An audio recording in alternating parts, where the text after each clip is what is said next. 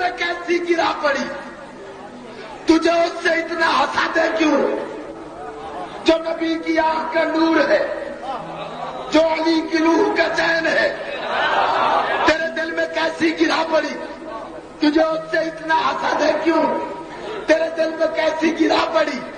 تجھے اس سے اتنا حسد ہے کیوں؟ جو نبی کی آنکھ کا نور ہے، جو علی کی روح کا چین ہے، جو نبی کی آنکھ کا نور ہے، جو علی کی روح کا چین ہے، جو نبی کی آنکھ کا نور ہے، جو علی کی روح کا چین ہے۔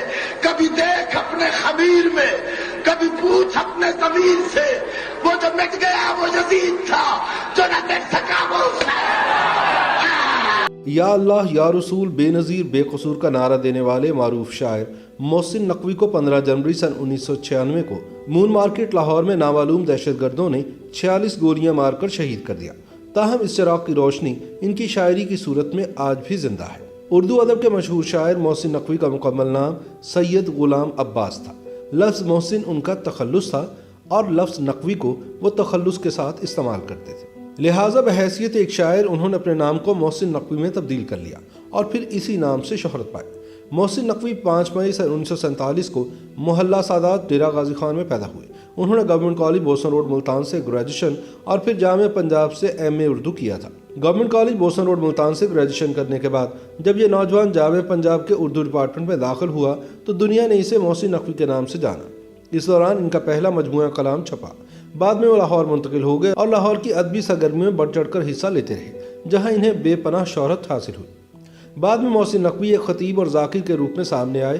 مجالس میں ذکر اہل بیت اور واقعات کربلا کے ساتھ ساتھ اہل بیت میں لکھی ہوئی شاعری بیان کیا کرتے۔ محسن نقوی شاعری کے علاوہ مرثیہ نگاری میں بھی مہارت رکھتے تھے۔ انہوں نے اپنی شاعری میں واقعہ کربلا کے استعارے جا بجا استعمال کیے۔ ان کی تصانیف میں بند قبا، عذاب دید، خیمہ جاں، برگ صحرا، طلوع اشک، حق ایلیا، رخت شب، ریزہ حرف، موج ادراک اور دیگر شامل ہیں۔ محسن نقوی کی شاعری میں رومان اور درد کا عنصر نمایاں تھا۔ ان کی رومانوی شاعری نوجوانوں میں بھی خاصی مقبول تھی۔ محسن نقوی کی کئی غزلیں اور نظمیں آج بھی زبان زدِ عام ہیں اور اردو ادب کا سرمایہ سمجھی جاتی ہیں۔ محسن نے بڑے نادر اور نایاب خیالات کو اشعار کا لباس اس طرح پہنایا کہ شاعری کی سمجھ رکھنے والا دنگ رہ جاتا ہے۔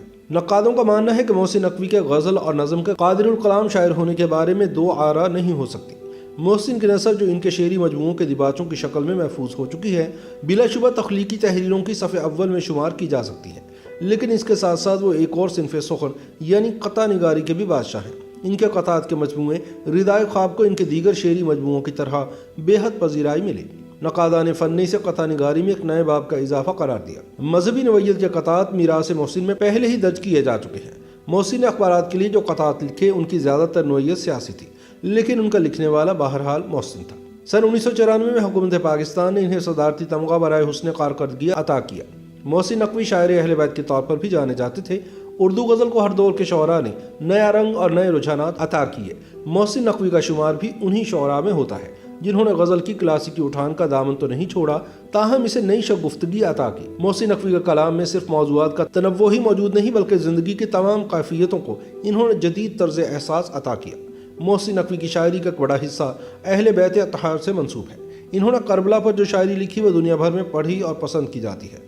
ان کے مذہبی کلام کے بھی کئی مجموعے ہیں جن میں بند قبا، برگ صحرا، ریزہ حرف، عذاب دید، طلوع اشک، رخت شب، خیمہ جاں، موج ادراک اور فرات فکر زیادہ مقبول ہے۔ محسن نقوی سیاسی وابستگی کے اعتبار سے پیپلز پارٹی کے ساتھ منسلک تھے۔ محسن نقوی نے یا اللہ یا رسول بے نظیر بے قصور کے عنوان سے نظم بے نظیر بھٹو کے نام سے منسوب کی۔ انہوں نے یہ نظم اس وقت لکھی جب 90 کی دہائی میں وزیر اعظم نواز شریف اس وقت کے صدر غلام اسحاق خان سے مل کر محترمہ بے نظیر بھٹو کو انتقام کا نشانہ بنا رہے تھے۔ محسن نقوی نے شاعری کا آغاز زمانہ طالب علمی سے کیا اور ان کا سب سے اہم حوالہ تو شاعری ہے، لیکن ان کی شخصیت کی اور بھی بہت سی جہتیں ہیں۔ انہوں نے اپنی شاعری صرف الف لیلوی موضوعات تک ہی محدود نہ رکھی، بلکہ انہوں نے دنیا کے حکمرانوں کے بارے میں بہت کچھ لکھا جنہیں اپنے لوگوں کی کوئی فکر نہ تھی۔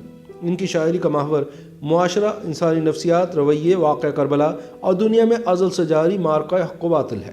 اپنے عروج کی انتہا کو پہنچ کر محسن نقوی نے قلعدم تحریک طالبان، سپاہ صحابہ اور اس کی ذیلی شاخوں کو اپنی شاعری کے ذریعے بے نقاب کرنا شروع کیا، تو پھر وہی ہوا جو اس ملک میں ہر حق کو کا مقدر ہے۔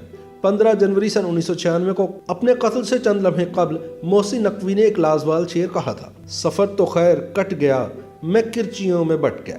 पोस्ट मार्टम की रिपोर्ट के मुताबिक मोहसिन नकवी को 45 गोलियां लगीं और वो मौके पर ही जान की बाजी हार गए। YouTube पर गूगली न्यूज देखने के लिए youtube.com की सर्च बार में गूगली न्यूज टीवी टाइप करें। गूगली न्यूज के पेज पर सुर्ख रंग के सब्सक्रिप्शन वाले बटन पर क्लिक करना ना भूलिए। YouTube पेज पर अपलोड होने वाली वीडियोस से बाखबर रहने के लिए बेल आइकन पर क्लिक कीजिए। आपको हर नई वीडियो के बारे में नोटिफिकेशन मौसूल हो जाएगा।